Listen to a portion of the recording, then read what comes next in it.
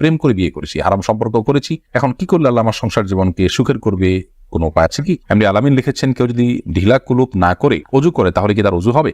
আরফাত ফারজান আপনি লিখেছেন, আমি নামাজ পড়ার সময় আমার ছোট বাচ্চা নামাজের সামনে হাঁটাহাঁটি করে, কি ওর বা আমার কোনো গুনাহ হবে? একটি মেয়ের গর্ভের সন্তানের 3 মাস হওয়ার আগেই গর্ভের বাচ্চা নষ্ট করে ফেলে, তাহলে কি সে গুনাহগার হবে? আরফাত ফারজান আপনি লিখেছেন, স্বামীর সামনে টিপ লাগালে গুনাহ হবে কি? মেয়েদের মাসের একটা নির্দিষ্ট সময় নামাজ পড়তে হয় না, ওই সময় কি নখে নীল পালিশ লাগাতে পারবে? অজু করে আয়না দেখলি অজু ভেঙে নামাজের সিজদা করতে গেলে ছোট বাচ্চা সিজদার জায়গায় বসে থাকলে কোথায় সিজদা দিব? পরিবারের সদস্যদের সঙ্গে শান্তি বজায় রাখার জন্য ছোট ছোট মিথ্যা বলা যাবে কিনা? ফরজ নামাজ শেষে বৈঠকে দুরূদ শরীফ পড়া শেষ করার পূর্বেই ইমাম সালাম ফিরিয়ে ফেললেন, সেক্ষেত্রে আমার করণীয় কি? আমার ছেলে 5 দিনের হায়াত নিয়ে দুনিয়াতে এসেছিল, আমার সন্তানকে আমার জন্য সুপারিশ করবে আল্লাহর কাছে? নামাজে যদি নিজের অনিচ্ছা সত্ত্বেও কোনো দুশ্চিন্তা চলে আসে তাহলে কি নামাজের কোনো ক্ষতি হবে? আমার ভাতিজা আমাকে ছোট আব্বু বলে ডাকে, এতে কোনো সমস্যা হবে কিনা?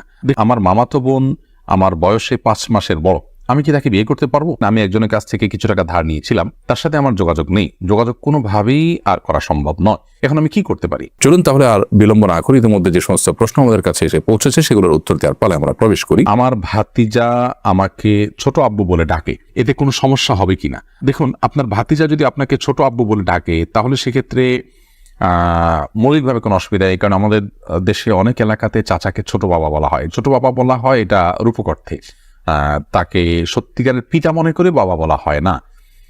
মানে আম্মুর রাজুল ইসলাম ওয়াবি, একজন কারোর চাচা তার বাবার মতোই অনেকটা শ্রদ্ধার জায়গা থেকে এবং অন্য অনেক দিক থেকে, সেই জায়গা থেকে তাকে ছোট আব্বু বলার যে প্রচলন আছে, এই প্রচলনটা আপনার রূপক অর্থে বলা হয়, সেই অর্থেই প্রচলনটা আছে, যার কারণে এটাতে আপনার বাপ নয় তাকে বাপ ডাকার যে অপরাধ, সে অপরাধ বা সে গুনাহ এখানে হবে না, কারণ ওই উদ্দেশ্যে কেউ বলেও না এবং বাবা হিসাবে গণ্য করে না। আরফাত ফারজান আপনি লিখেছেন, স্বামীর সামনে টিপ লাগালে গুনাহ হবে কি? সৌন্দর্য বর্ধনের জন্য লাগাতে পারেন, কোনো অসুবিধা নেই, সেটি জায়েজ আছে। আমার ছেলে 5 দিনের হায়াত নিয়ে দুনিয়াতে এসেছিল, আমার সন্তানকে আমার জন্য সুপারিশ করবে আল্লাহর কাছে? বল, আপনার সন্তান আল্লাহর কাছে ইনশাআল্লাহ বিদিন আপনার জান্নাতের পথকে সুগম করবে কিয়ামতের ময়দানে, এবং এ ধরনের সন্তান বাবা মার জন্য জান্নাতে অপেক্ষা করবে, এরকম বিভিন্ন বর্ণনা পাওয়া যায়। যদি আপনি সবর করতে পারেন, আল্লাহ তাআলা আপনাকে সবর করার তৌফিক দান করুন এবং উত্তম বিনিময় দান করুন। প্রেম করে বিয়ে করেছি, হারাম সম্পর্ক করেছি, এখন কি করলে আল্লাহ আমার সংসার জীবনকে সুখের করবে, কোনো উপায় আছে কি? আমাদের 2 দিন পর পর ছোট ছোট বিষয় নিয়ে অনেক ঝগড়া হয়, এখন আমরা কেউ কাউকে সহ্য করতে পারি না, এখন কি করলে আল্লাহ আমাদের শান্তি দিবেন, প্লিজ জানাবেন। বোন তারিমা, আপনারা আল্লাহর কাছে আগের কৃতকর্মের জন্য লজ্জিত হয়ে ধন্যবাদ ক্ষমা চাইবেন, চোখের পানি ফেলে মাপ চাইবেন যে আল্লাহ আমাদের অন্যার জন্য আপনি মাফ করুন, লজ্জিত থাকবেন। এর পাশাপাশি সুখী দাম্পত্য জীবনের জন্য আল্লাহর কাছে বিশেষভাবে দোয়া করবেন, সেই সাথে সুখী দাম্পত্যের জন্য যে আমলগুলো আছে সেগুলো করবেন, সবর এটার কসরত করবেন, যে ধৈর্য ধরে ধৈর্যের পাহাড় হওয়ার চেষ্টা করুন, ইনশাআল্লাহ আল্লাহ তাআলা আপনাদেরকে সুখী করবেন।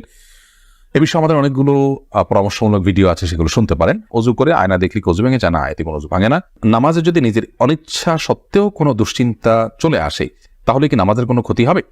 নামাজের মধ্যে নিজের অনিচ্ছা সত্ত্বেও যদি দুশ্চিন্তা আসে তাহলে সেক্ষেত্রে এই দুশ্চিন্তা ফলশ্রুতিতে একজন মানুষ গুনাহগার হবেন না, বিশেষ করে যদি একান্তই অনিচ্ছায় আসে, কিন্তু সেটাকে যদি কন্টিনিউ করতে থাকেন তিনি, অর্থাৎ ভাবতেই থাকেন, ধরুন দুনিয়ার কোনো বিষয় মনে পড়লো আপনার জন্য যেটা দুশ্চিন্তার, এরপর ওইটা নিয়ে আপনি নামাজের মধ্যে ভাবতেই থাকলেন, তাহলে সেটা অবশ্যই আপনার জন্য গুনাহের বিষয় হবে এবং নামাজের আপনার যে প্রাণ সেটাকে নষ্ট করবে। হঠাৎ কোনো দুশ্চিন্তা হলো এবং মুহূর্তের মধ্যে সেটাকে আপনি ভুলে গিয়ে সালাতে মনোযোগী হয়ে গেলেন, তাতে কোনো অসুবিধা নেই, এটা ইচ্ছার বাইরে হয়েছে। আর আখিরাত নিয়ে, আল্লাহর ভয়, কবরের আযাব, এই জাতীয় বিষয় নিয়ে যদি আপনার দুশ্চিন্তা হয় সেটা তো খুব প্রশংসনীয় বিষয়, কারণ সেটা আপনার সালাতকে আরো বেশি আপনার আল্লাহর কাছে গ্রহণযোগ্য করবে ইনশাআল্লাহ। পরিবারের সদস্যদের সঙ্গে শান্তি বজায় রাখার জন্য ছোট ছোট মিথ্যা বলা যাবে কিনা? ছোট ছোট মিথ্যা আর বড় বড় মিথ্যা, মিথ্যা সর্বাবস্থায় ঘৃণিত এবং জঘন্য অপরাধ, এটি মৌলিকভাবে করা যাবে না। তবে দুজনের মধ্যকার বিবাদ মেটাবার জন্য যদি মিথ্যা বলতে হয়, একজনের কাছে গিয়ে অন্যজনের ব্যাপারে ইতিবাচক কথা, এমন কোনো কথা বলা যাতে করে তাদের মধ্যে সম্পর্কটা জোড়া লাগে, তো সেটাকে শরিয়া জায়েজ রেখেছে।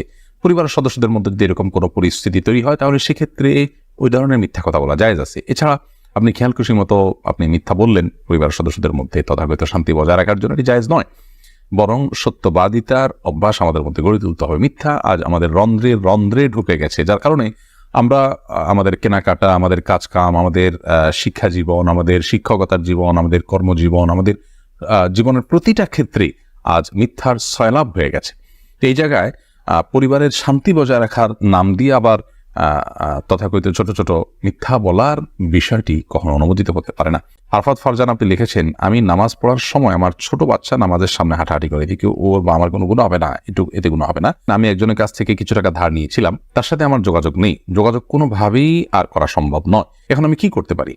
আপনি যদি তার সাথে যোগাযোগের কোনো সুযোগ না থাকে এবং যোগাযোগের কোনো সম্ভাবনা না থাকে, তাহলে সেক্ষেত্রে ওই টাকাটা কোনো গরিব দুঃখীকে দান করে দিবেন তার তরফ থেকে, অর্থাৎ তার তরফ থেকেই ডোনেশন করে দিলেন, দান করে দিলেন, সবটা তার আমল নামায় যুক্ত হলেন, মাধ্যমে ইনশাআল্লাহ আপনি দায়মুক্ত হওয়ার চেষ্টা করতে পারেন। নামাজের সিজদা করতে গেলে ছোট বাচ্চা সিজদার জায়গায় বসে থাকলে কোথায় সিজদা দিব? সেক্ষেত্রে একটু ডানে বামে আপনি সরে সিজদা করতে পারেন, তাতে কোনো অসুবিধা হবে না। একটু এক কদম ডানে সরে গেলেন বা এক কদম বামে সরে গেলেন কিংবা এক কদম পেছে সরে গেলেন, কোনো অসুবিধা নেই। আর যদি কোনোই জায়গা না থাকে, তাহলে এক হাতে আলতো করে বাচ্চাকে একটু সরিয়ে তারপর আপনি সেজদা করতে পারেন, কোনো অসুবিধা নেই। একটি মেয়ের গর্ভের সন্তানের 3 মাস হওয়ার আগেই গর্ভের বাচ্চা নষ্ট করে ফেলে, তাহলে কি সে গুনাহগার হবে? গর্ভের বাচ্চা নষ্ট করা সর্বাবস্থায় অপরাধের কথা, কিন্তু যদি সন্তানের মধ্যে হার্টবিট বা প্রাণ সঞ্চারিত হওয়ার আগেই আপনার কোনো এমন ওজরের ভিত্তিতে সেটি নষ্ট করা হয় যে ওজরটি শরিয়া গ্রাহ্য, যেমন তার ফলশ্রুতিতে মার শরীর বা জীবনের মধ্যে হুমকি আছে বা বড় কোনো বিপদ হতে পারে বা বড় কোনো সমস্যা আছে, এরকম কোনো ওজরের ভিত্তিতে যদি এটা করে, তাহলে সেটা ক্ষেত্র বিশেষে ওজরের উপর নির্ভর করে সেটা জায়েজ হতে পারে। আর এমনিতে মনে চাইলো আর সন্তান নষ্ট করে ফেললো সামান্য ঠনক অজুহাতের ভিত্তিতে, এটি জায়েজ হবে না, এর ফলশ্রুতিতে মানুষ গুনাহগার হবে। আমার মামাতো বোন আমার বয়সে 5 মাসের বড়, আমি কি তাকে বিয়ে করতে পারবো? দেখুন, যিনি বয়সে বড় তার সাথে বিবাহ বন্ধনে আবদ্ধ হওয়া মৌলিকভাবে জায়েজ আছে, এটি কোনো নাজায়েজ বা হারাম কোনো বিষয় নয়। আমাদের সমাজে এটাকে দোষণীয় মনে করা হয়, সেটা আমাদের সমাজের দোষ বলতে পারেন। শরিয়াত এটাকে যাকে আপনার নিষিদ্ধ করেনি, বিধায় বয়সে বড়র সাথে বিবাহ বন্ধনে আবদ্ধ হতে পারে। বিশেষ করে নবী করিম সাল্লাল্লাহু আলাইহি সাল্লাম তিনি নিজেও খাদিজা রাদিয়াল্লাহু তাআলা আনহাকে বিয়ে করেছেন, তখন খাদিজা রাদিয়াল্লাহু তাআলা আনহা বয়স তার চাইতে বেশি ছিল।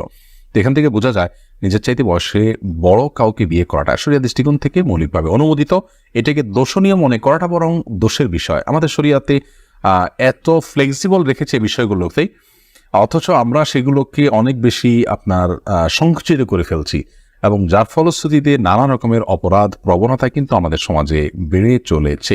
মেয়েদের মাসের একটা নির্দিষ্ট সময় নামাজ পড়তে হয় না, ওই সময় কি নখে নেল পালিশ লাগাতে পারবে?